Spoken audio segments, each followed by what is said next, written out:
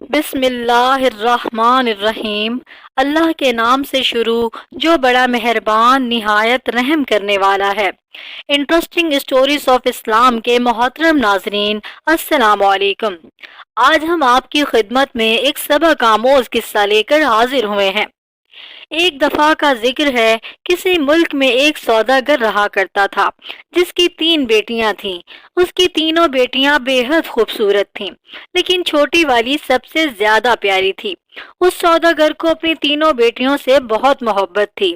وہ بس ڈرتا تھا کہ کہیں کوئی اسے چھوڑ کر نہ چلا جائے۔ اس لیے ایک دن سوداگر نے فیصلہ کیا کہ وہ اپنی تینوں بیٹیوں سے پوچھے گا کہ وہ اس سے کتنی محبت کرتی ہیں۔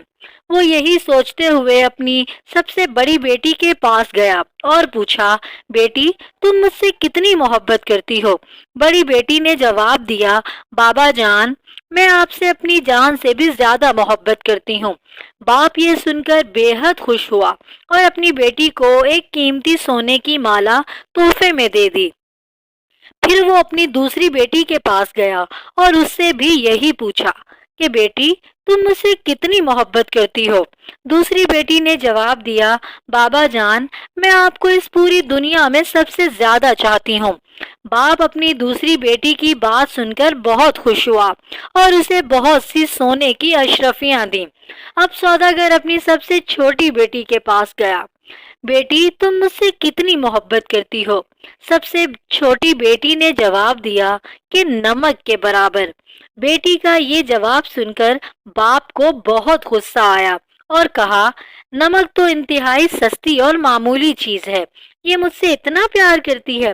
اور پھر سوداگر نے اسے بہت ڈانٹا اور غصے میں یہ بھی کہہ دیا کہ مجھے پتا ہے تم مجھے ایک دن چھوڑ کر چلی جاؤ گی، اس لیے بہتر ہے کہ ابھی سے اس گھر سے چلی جاؤ۔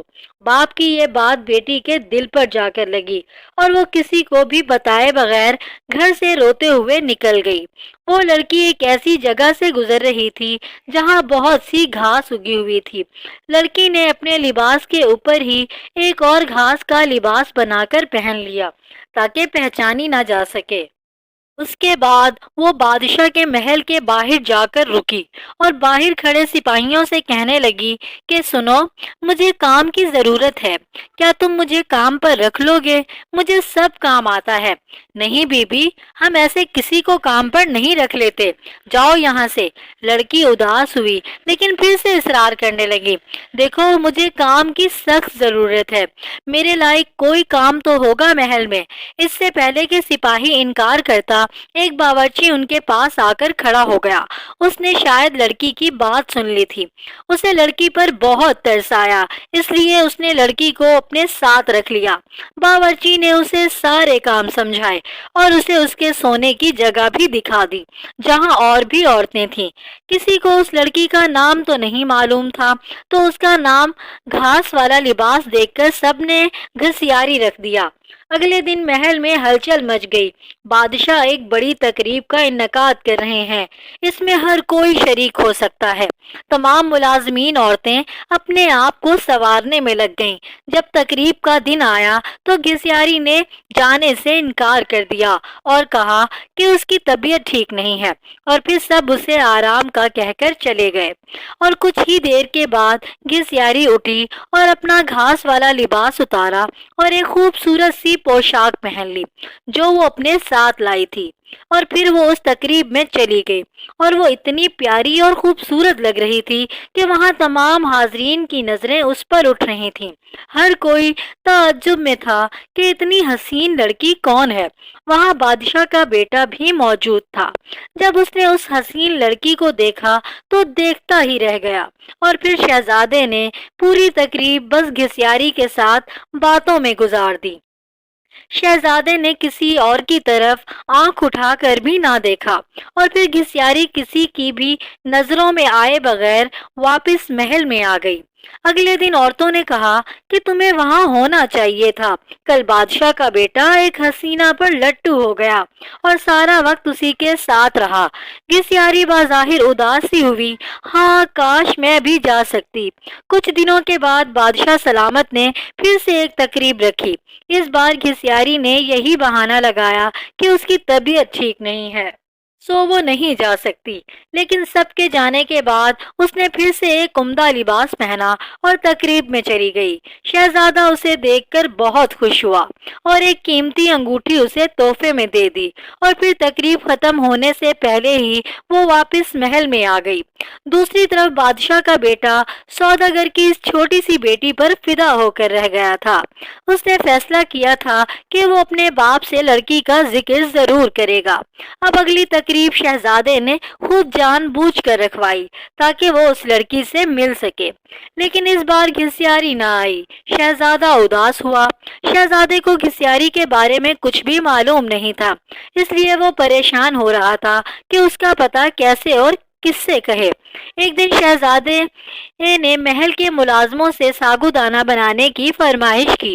گھسیاری کو جب یہ پتہ چلا تو اس نے خود ساگودانہ بنانے کی خواہش کا اظہار کیا۔ اسے اجازت دے دی گئی۔ گھسیاری نے ساگودانہ بنانے کے بعد وہی قیمتی انگوٹھی جو شہزادے نے اسے دی تھی ساگودانے میں ڈال دی۔ اب شہزادہ میز پر بیٹھا ساگودانہ کھا رہا تھا۔ جب کھانا کھا چکا تو دیکھا کہ پیالے میں انگوٹھی پڑی ہے۔ وہ انگوٹھی پہچان گیا اور جلدی سے اپنے ملازمین کو بلوایا۔ ملازمین نے بتایا یہ ساگودانہ گھسیاری نامی ملازمہ نے بنایا ہے، اور پھر گھسیاری کو بلوایا گیا۔ شہزادہ گھسیاری کو پہچان نہ سکا، لیکن جب گھسیاری نے بولنا شروع کیا تو شہزادے کو اس کی آواز سن کر یقین ہو گیا کہ یہ وہی لڑکی ہے جو اسے تقریب میں ملی تھی اور جس پر وہ دل ہار بیٹھا ہے۔ پھر گھسیاری نے اپنا سارا قصہ شہزادے کو سنایا کہ وہ اس محل میں کس طرح پہنچی۔ شہزادے نے گھسیاری کے بارے میں بادشاہ کو بتایا اور ان دونوں کی شادی کر دی گئی۔ شادی کے بعد ایک بہت بڑی تقریب رکھی گئی۔ اس تقریب میں صرف شہر بھر کے بڑے بڑے سوداگر اور عہدے داروں کو بلوایا گیا تھا۔ گھسیاری کے بابا بھی اس تقریب میں موجود تھے۔ کھانے کا وقت ہوا۔ میز پر ہر طرح کے عمدہ اور لذیذ کھانوں سے بھر دیا گیا، لیکن جب سب نے کھانا شروع کیا تو پتہ چلا کہ کھانے میں نمک ہی نہیں ہے۔ گھسیاری کے بابا نے بادشاہ کو مخاطب کر کے کہا، اس میں تو نمک ہی نہیں ہے۔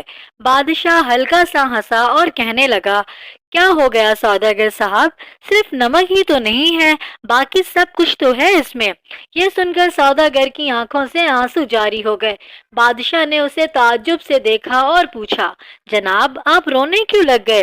سوداگر نے کہا، آج میں اپنی بیٹی کی بات سمجھ گیا ہوں کہ کھانے میں نمک نہ ہو تو ہر چیز بد ذائقہ ہو جاتی ہے، چاہے اس کھانے میں اور کتنے ہی قیمتی مسالے جات ہوں، لیکن نمک کے بغیر کھانا کچھ بھی نہیں۔ پھر سوداگر نے اپنا قصہ بادشاہ کو سنایا اور کہا، میری بیٹی مجھ سے ناراض ہو کر گھر سے چلی گئی ہے۔ میں نے اسے بہت ڈھونڈا لیکن وہ نہیں ملی۔ میں اس کی طرف سے بہت پریشان رہتا ہوں۔ سوداگر نے بادشاہ کو اپنی بیٹی کا حلیہ بتایا تو بادشاہ نے گھسیاری کو بلوایا اور اپنی بیٹی کو صحیح سلامت دیکھ کر باپ کی خوشی کا ٹھکانہ ہی نہ تھا۔ سوداگر نے بیٹی کو گلے سے لگایا اور اس سے معافیاں مانگتا رہا۔ دوستوں، اگر ویڈیو اچھی لگی ہو تو پلیز لائک کر کے شیئر کر دیں اور ایک اچھا سا پیارا سا کمنٹ کر دیں۔ جزاک اللہ۔